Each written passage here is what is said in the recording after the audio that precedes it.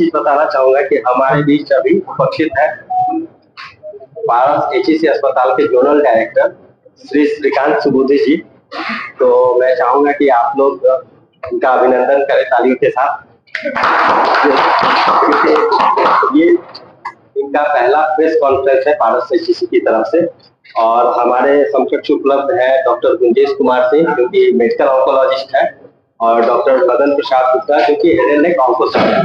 तो यहाँ पे हम लोग जो एकत्रित हुए हैं, इसका एक मूल उद्देश्य ये है कि फरवरी महीने में हम लोग वर्ल्ड कैंसर डे सेलिब्रेट करते हैं जो कि 4 तारीख को होता है। तो इसको हम लोगों ने एक पूरे महीने में ही ब्रांड तरीके से मनाने का सोचा, और उसी वजह से हमने आपको यहाँ पे इन्वाइट किया ताकि ये जो प्रोग्राम है हम 16 और 23 तारीख 2 रविवार को बैक टू बैक करेंगे।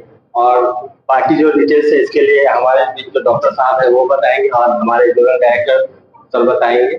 तो आगे मैं सुनिवेदन करूंगा सर से। डॉक्टर मदन सर, आप कुछ बोले। सर्जिकल ऑन्कोलॉजिस्ट हूँ, बेसिकली मैं सर्जन हूँ, कैंसर सर्जन हूँ।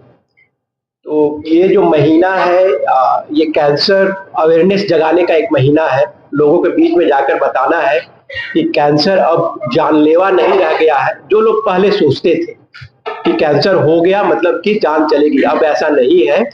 कैंसर को हम क्योर कर सकते हैं, ठीक कर सकते हैं। तो इस प्रेस कॉन्फ्रेंस करने का हमारा एक ही उद्देश्य है कि लोगों के बीच में ये अवेयरनेस जगाना कि कैंसर स्क्रीनिंग के लिए आप आगे आइए। उसके लिए हम लोगों ने यहाँ पर फ्री कंसल्टेशन रखा है। ओपीडी में कोई चार्ज नहीं लगेगा। जो जांच होगी उस पर भी बहुत ही नॉमिनल चार्ज होगा।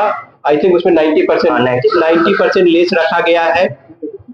जिस पेशेंट की अगर कुछ आगे की जो इंटरवेंशन होगी उस पर भी हमने कुछ कंसेशन रखा है। तो आपके माध्यम के थ्रू मैं लोगों को बताना चाहता हूं कि आप आइए और इसका फायदा उठाएं। सभी तरह के कैंसर का ट्रीटमेंट होता है।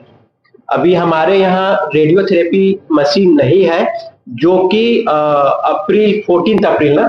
अप्रैल से शुरू होने की संभावना है। आप नीचे जाइएगा, अभी पूरी तरह से बंकर वगैरह तैयार हो चुका है। मशीन वगैरह कुछ दिनों के बाद से इंस्टॉल शुरू हो जाएगा, और अप्रैल से हम लोग रेडियोथेरेपी भी शुरू कर देंगे। अभी मैंने जैसा बोला कि मैक्सिमम कैंसर को हम ठीक कर सकते हैं। उसके लिए सिर्फ एक ही चीज चाहिए, क्या है कि अर्ली डायग्नोसिस होना चाहिए। कोई भी कैंसर अगर स्टेज 1 स्टेज 2 में आएगा उसको हम लोग पूरी तरह से ठीक कर सकते हैं। लेकिन प्रॉब्लम तब होती है जब पेशेंट लेट स्टेज में आते हैं, स्टेज 3 स्टेज 4 में आते हैं। उस तरह को कैंसर को ठीक करना थोड़ा सा मुश्किल हो जाता है। मैं ये नहीं बोल रहा हूं कि हम स्टेज 4 कैंसर को ठीक नहीं कर सकते, ठीक होने की संभावना कम हो जाती है। कैंसर निगाह था जी, फिर नीचे लिख रहा है कि कैंसर जांच को 50% करेगा। क्या तो जैसा मैंने बोला, कोई भी पेशेंट आया ओपीडी में फ्री होगा, कोई कंसल्टेशन चार्ज नहीं लगेगा। स्क्रीनिंग करेंगे, क्लिनिकली स्क्रीनिंग करेंगे। अगर हमें लगा कि सस्पिशियस लगा कि उसको कुछ कैंसर हो सकता है तो ऑब्वियसली हम कुछ जांच लिखेंगे, तो उस जांच पे हम लोग कंसेशन दे रहे हैं। डॉक्टर गुंजेश कुमार सिंह, मैं एक मेडिकल ऑन्कोलॉजिस्ट हूँ। तो मैं तो ऑलमोस्ट रांची में पिछले 4 साल से हूँ, और आप लोग कई बार हम लोग एक दूसरे से मिले भी हैं पहले भी।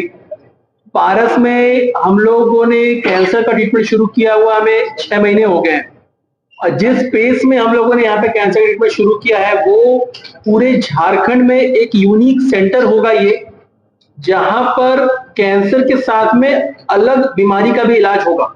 जैसे कि कैंसर का ट्रीटमेंट बहुत सारे सेंटर्स में अवेलेबल है, आपको भी पता है कि कैंसर का इलाज बहुत जगह पे हो रहा है, लेकिन एक कैंसर का मरीज और भी बीमारियों से ग्रसित हो सकता है, जैसे कि किडनी की बीमारी, उस मरीज को हार्ट की प्रॉब्लम भी हो सकती है, उसको ब्रेन का प्रॉब्लम भी हो सकता है। पारस एचईसी हॉस्पिटल एक ऐसा हॉस्पिटल बन जाएगा जिसमें कि अगर किसी कैंसर मरीज को और भी प्रॉब्लम्स होते हैं तो एक ही छत के नीचे उसका सोल्यूशन दिया जा सकता है। इसके साथ में हमारे पास में कैंसर की chemotherapy, immunotherapy, target therapy, surgery और रेडियोथेरेपी भी नेक्स्ट 2 महीने में हम लोग शुरू कर देंगे। फरवरी, जैसा डॉक्टर मदन ने बताया कि cancer awareness month, cancer day हम लोग मनाते हैं, वर्ल्ड कैंसर डे। हमारा जो प्लान रहता है, हमारा जो मोटिव होता है, जनता तक ये मैसेज देना कि कैंसर से डरने की जरूरत नहीं, इसको लड़ करके हरा सकते हैं। हम लोग ऑलमोस्ट डेली 10 नए कैंसर मरीज देख रहे हैं आज। ये डेटा कहा जाता है कि अगले 10 साल में 9 में से 1 मरीज को कैंसर होगा। ये इतना कॉमन होने वाला है, जैसे कि डायबिटीज और ब्लड प्रेशर इतना कॉमन हो रहा है ना। आज हम लोग इतने सारे लोग बैठे हुए हैं, आप प्रेस मीडिया से कम 30 लोग बैठे हुए हैं। मुझे ऐसा लगता है कि मोस्टली आपके घर में दूर दराज के रिलेटिव्स में कोई ना कोई कैंसर से ग्रसित है, लेकिन ऐसा पहले 10 साल पहले 15 साल पहले नहीं था। तो ये इतना कॉमन बीमारी होने जा रहा है। इसके लिए सरकार भी काफी पहल उठा रही है। तो इम्पोर्टेंट ये है कि पारस में हम लोग सारे गवर्नमेंट स्कीम्स के अंडर भी पेशेंट को फ्री ऑफ कॉस्ट ट्रीटमेंट भी कई बार दे पा रहे हैं, लाइक आयुष्मान स्कीम या मुख्यमंत्री गंभीर बीमारी योजना से भी ट्रीटमेंट हम लोग दे पा रहे हैं। शुरुआती लक्षण क्या है? अलग अलग कैंसर के अलग अलग लक्षण हो सकते हैं।